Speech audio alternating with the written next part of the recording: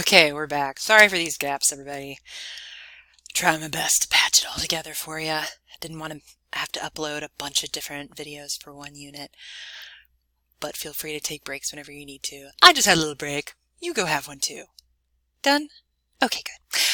Symbolism and verisimilitude. Verisimilitude, all right, y'all probably have a pretty good sense of what symbolism is from taking 102 and just being a human in the world. Verisimilitude is a less commonly used word, but it's actually a very complicated sounding term for a fairly simple but important concept. Why is Superman here? This was literally the only Google image I could find that had the word verisimilitude in it.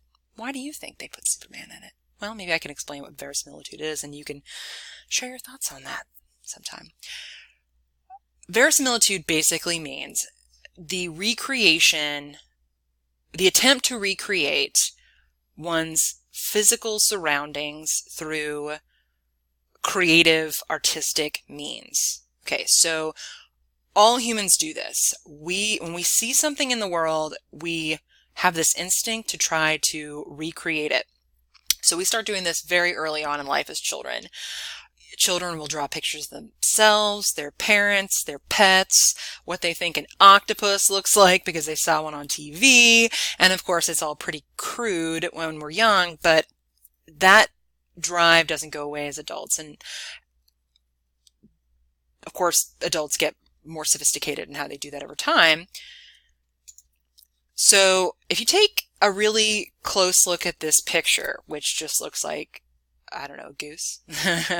If you look at it, maybe you'll notice the truth behind it, that that is not actually a goose. That is a hand that has been painted to look like a goose. That is kind of a simplistic image that represents the concept of verisimilitude. This would be a slightly more complex one, but this idea of decorating oneself to look more like the animals one's surrounding. The video that I've got a link to above, the Zuni bird dance, which again you can find that in the corresponding videos folder or the link at the PDF, is a really excellent representation of creative and cultural verisimilitude. So I won't say much more about it. I'll just let you watch it for yourself. So if you want to take a pause and go check it out, it's pretty cool. So what's the point of verisimilitude and talking about that? Well, that helps us better understand the concept of the sacred. So sometimes when we take things from our environment and we attempt to recreate them, we do so to a point of that thing becoming sacred. And that means that if something's sacred, it is of significant spiritual value. And this is largely based on symbolism. Symbolism basically allows us to take abstract ideas, values, and beliefs that are communal in nature and give them concrete physical representations, okay, through our art and performance and writing. So a really good example of this, like physical objects that can represent the sacred, are the kachina. Again, this is something that's going to come up in the First Encounters readings with the Pueblo Revolt and the destruction of the kachina. So I strongly recommend that you watch the video on the kachina that I provided for you in order to get some better context, because the speaker can do a much better job explaining it than me. But we've got, they are much more than dolls. When we think of kachina dolls, we think of, something, toys, but they're much more than that. Though they also can be masked figures, and they can represent really anything in the natural world. There are hundreds and hundreds and hundreds of different kachina representing a pantheon of, it could be a revered ancestor of yours that you have created a kachina for. It could be a natural element, like there's a kachina for water, there's a kachina for fire, there's a kachina for lightning. It can be for a physical location, representative of a physical location. An abstract quality, like generosity or greed or selfishness. It can represent a natural phenomenon, or even just a concept like family, friendship, kinship. Again, there are many kachinas. There's over 400 different ones, and there are some, they seem like they'd be really small, but actually if you see them, in real life, and you can see in the video, they can become quite large.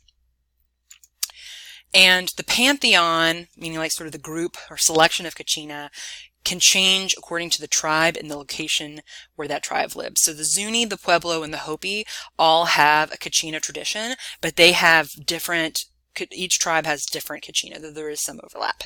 And of course, the Pueblo and the Zuni and the Hopi, even those are very large groups, so depending on, where they are geographically, that can have an impact on their Kachina as well. So do watch that video. It's very interesting. Wampum. This is another sacred physical object, and it's something that's going to come up in one of our readings, Raven and Marriage specifically. So I think it's important that you understand what wampum is when reading that story, and why, what happens with the wampum is important. So wampum are traditional sacred shell beads. They're made from basically quahog, clam, or whelk shells. And they, as you can see from the picture, again, I told you I wasn't going to try to go too crazy with the pointer because of the yellow circle. Sorry. They can be put together in like really intricate, beautifully woven belts, basically. I mean, they're not worn like belts, but they're almost like tapestries more than belts.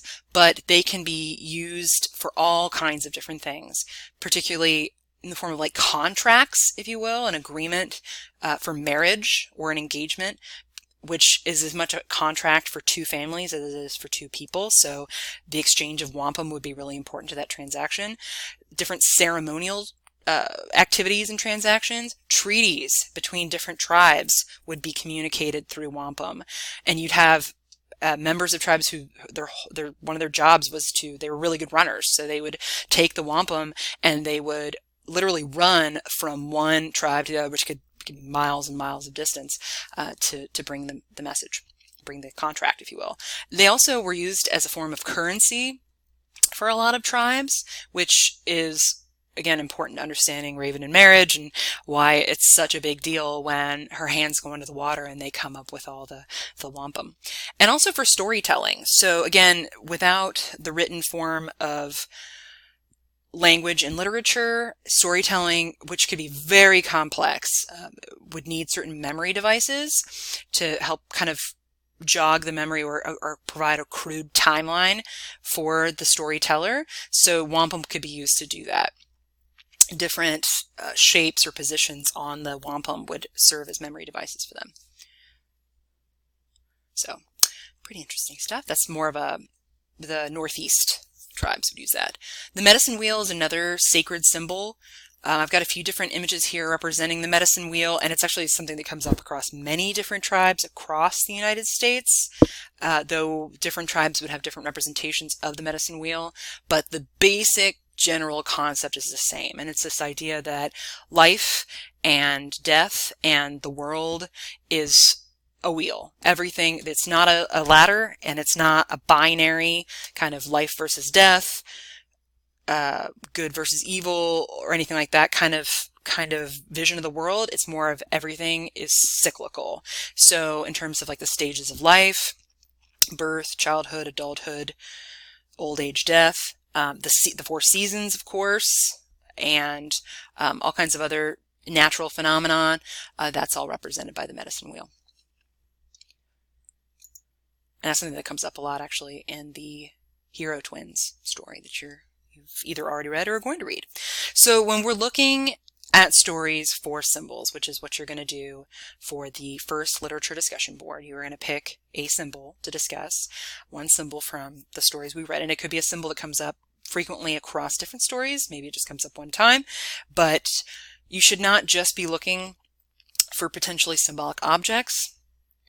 Obviously, those can be symbolic and almost always are. There's really nothing there randomly or by mistake in any of these stories. Everything means something.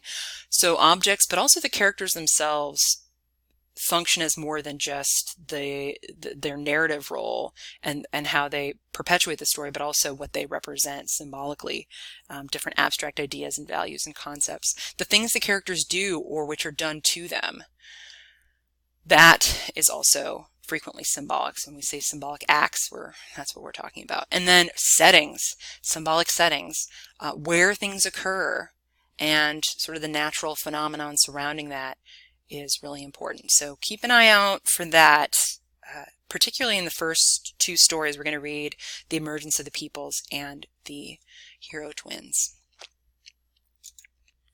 Archetypes. Okay, so this is not a concept that is specific to Native American literature at all. In fact, archetypes are actually, they're universal symbols. They are symbols that come up over and over again throughout culture and throughout time.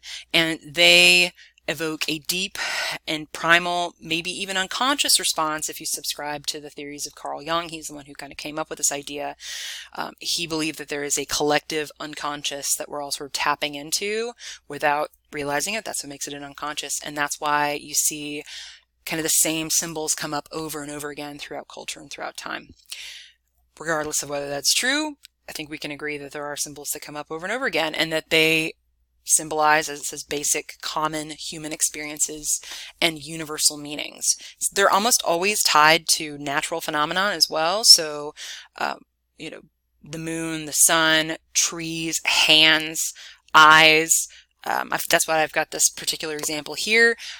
Hands come up as a symbol throughout culture and time as for all sorts of things. Industry, our humanity, you know, we can do things with our hands that really no other animals can do.